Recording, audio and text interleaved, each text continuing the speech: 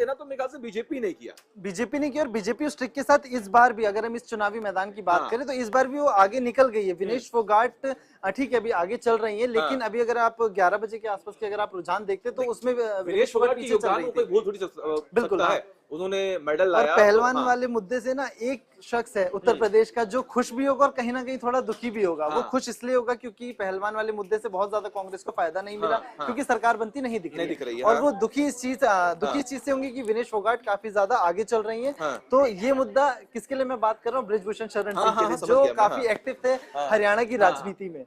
बिल्कुल। तो कहीं ना कहीं जो बीजेपी हर तरह की जो कोशिशें करती है वो उसने इस चुनाव में भी किया, और वो असर अब देखने को मिल भी रहा है।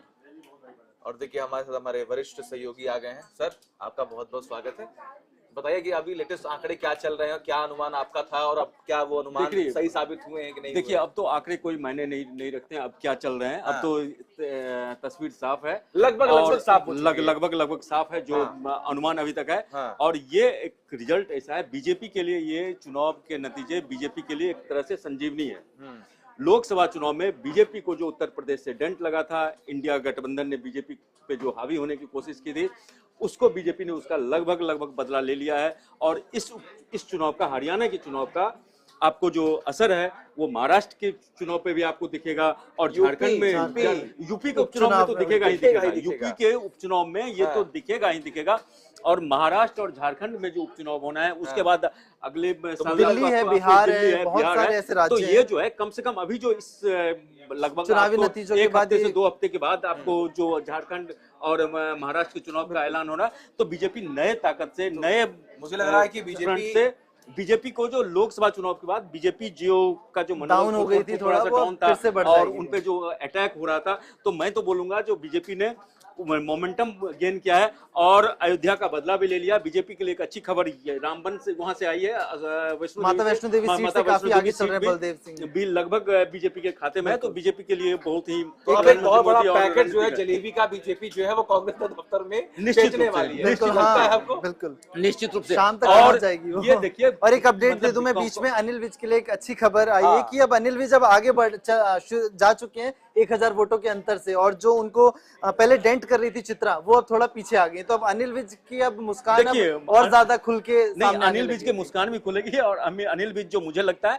अनिल विज को कांग्रेस आला कमान को, सॉरी बीजेपी आला कमान को और उनको समझाना भी पड़ेगा जो चुनाव के दौरान जो सीएम फेस में खुद को सबसे आगे देख रहे हैं, उन्होंने तो खुल के कह दिया कि मुलाकात सीएम ऑफिस में होगी। बिल्कुल। लेकिन मैं जो अभी चर्चा, मैं जो थोड़ा सा चर्चा मैं करना चाहूंगा, जो बीजेपी ने लोकसभा चुनाव में बीजेपी को जो नुकसान हुआ था उत्तर प्रदेश से, जो बीजेपी पूर्ण बहुमत में नहीं आ पाई थी, उसका बीजेपी ने भरपूर मतलब फायदा लिया है। और ये देखिए कांग्रेस के लिए ये कितना मतलब जो सीट, मतलब सब कुछ कांग्रेस के लिए तैयार था, मतलब उनका पिच, उनका सब कुछ, हर मुद्दे पे जो लग रहा था जो बीजेपी घिरी हुई है हरियाणा में। और इसका उल्टा आप देखिए, जो कांग्रेस के पास इतना बढ़िया मौका था कांग्रेस ने गवा दिया। और जो स्लॉग ओवर में बीजेपी ने जो बल्लेबाजी की, आप देखिए, जो स्लॉग ओवर में आपने इनको हटाया, मनोहर लाल खट्टर को आपने हटाया और उसका नायब सैनी को लाया, और उस स्लॉग ओवर में वो भी बोले जो 9th विकेट के पार्टनरशिप में जो उन्होंने ये योजनाएं लाया और लोगों में जो कॉन्फिडेंस, जो फील्डिंग बैठाई, लोगों में जो नाराजगी थी उसको दूर करने की कोशिश की। और उसके बाद से बीजेपी ने इस बार जो बीजेपी की स्ट्रेटजी जो मैंने समझा, जो इस बार बीजेपी ने बहुत ज्यादा ये हाय तोबा वाला नहीं किया। मतलब उनका जो मेन जो इन्होंने मंथन जो किया था, जो मैं चूंकि उत्तर प्रदेश की राजनीति पे मैं थोड़ा सा ये रखता हूँ, तो उत्तर प्रदेश की राजनीति में क्या था, जब आप चुनाव हारे तो उसके बाद हुआ जो भाई तुम क्यों हारे, आप हम क्यों हारे, तो उनका ये था जो हम अपनी नीति को जनता तक नहीं पहुंचा पाए और वोटर को घर से नहीं निकाल पाए। तो टारगेट ये दिया गया जो हर बूथ से, जो आपके जो बूथ लेवल पे आप मैनेजमेंट की जो लोगों को घर से निकलवाइए, वोट डलवाइए। तो बीजेपी ने उस पे इंडिविजुअल उस पे काम किया, साइलेंटली काम किया, बिना किसी सोच। और जो चीज हम शायद अभी मिस कर रहे हैं, संघ का योगदान। मेरे ख्याल से हरियाणा के चुनावों में जो ये रिजल्ट आ रहा है, इसमें तो सर बीजेपी ने बहुत मेहनत की, लेकिन संघ का सपोर्ट भी देखिए संघ जो है, संघ तो क्या बीजेपी की रीढ़ की हड्डी है।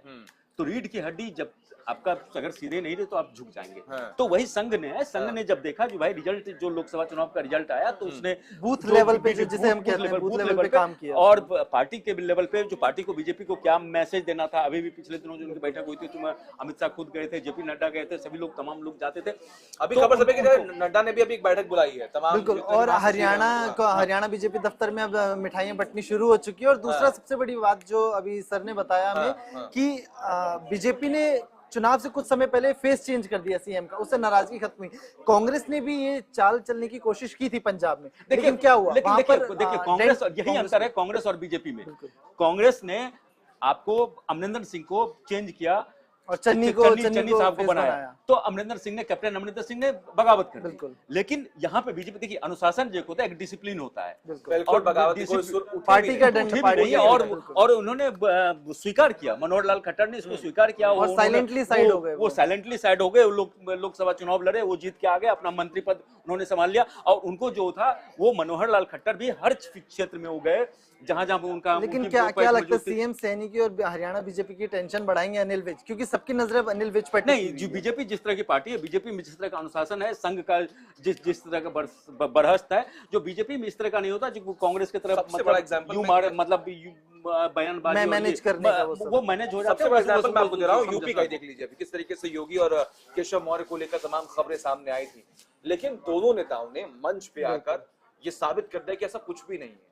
मैं कल बैठके में हुई तमाम बयानबाजी जो दौर हमने देखा था खुलेआम जो बगावत के सुर मौर्य की तरफ से हुए थे वो सब शांत हो गए।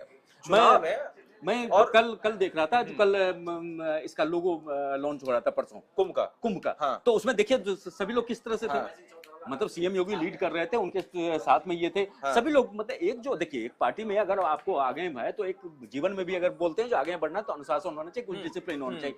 तो वो कांग्रेस में कमी है। कांग्रेस में अच्छा क्या होता है, थोड़ा सा भी आपको अगर कुछ सफलता मिल गई तो आप जो क्या ओवर कॉन्फिडेंट हो जाते हैं। तो हरियाणा चुनाव में जिस तरह से ओवर कॉन्फिडेंट हुआ और जिस तरह से एक ही हाथ में सब कुछ दे दिया गया, भूपेंद्र सिंह हुड्डा के हाथ में सब कुछ दे दिया। आप देखिए अब भूपेंद्र सिंह हुड्डा को जो मतलब अपनी वो आखिरी पारी लगभग खेल रहे थे तो उसमें उस पारी में उनको 72 सीट के आसपास पारी होगी। अब तो आगे और वो जमकर लड़ने की कोशिश करेंगे। अब तो नहीं हो पाएगी ना। नहीं अब तो नहीं होगी ना। अब तो उनकी पारी पे दो ब्रेक लग गया क्योंकि 77 साल के हैं और अब कांग्रेस कम से कम उन पे भरोसा भी नहीं करेगी, क्योंकि भूपेंद्र सिंह हुड्डा ने अपने जो पूरा ये हरियाणा का चुनाव हुआ अपने हाथ में सारे कमान रखे और इतने बगावत होने के बाद, इतना सब कुछ होने के बाद उन्होंने हाई कमान को इस बात के लिए मना लिया। और भूपेंद्र सिंह हुड्डा तो लगा ये भी माना भी जाता है काफी मजबूत मतलब पकड़ रखते हैं हरियाणा कांग्रेस में। वो कांग्रेस की क्या यहाँ दिक्कत है, जो कैप्टन अमरिंदर सिंह ने जो पंजाब में किया था तो कांग्रेस का आलाकमान के साथ टेंशन ये था कि अगर भूपेंद्र सिंह हुड्डा बगावत कर देते हैं, पार्टी तोड़ देते हैं तो हम ये चुनाव भी लूज कर देंगे। तो कांग्रेस आलाकमान ने, कांग्रेस हाईकमान ने, कांग्रेस पार्टी ने उनके सामने घुटने टेक दिए। आप 90 में से 72 सीट आप उनको देते हैं, जबकि आपके जो इससे पहले जो आपके प्रदेश सकते सेल्जा के खेमे से आप 6 से 7 टिकट देते हैं, जो आप रणदीप सिंह सुरजेवाला खेमे से 2 देते हैं, मतलब और अपने इसमें ये रखते हैं। तो इस तरह का जो एक मेरे ख्याल से तो कांग्रेस को लेकर हर राज्य में ये स्थिति है। निश्चित हिमाचल की आप बात कर ली तो वहां पर जो मुख्यमंत्री साहब हैं और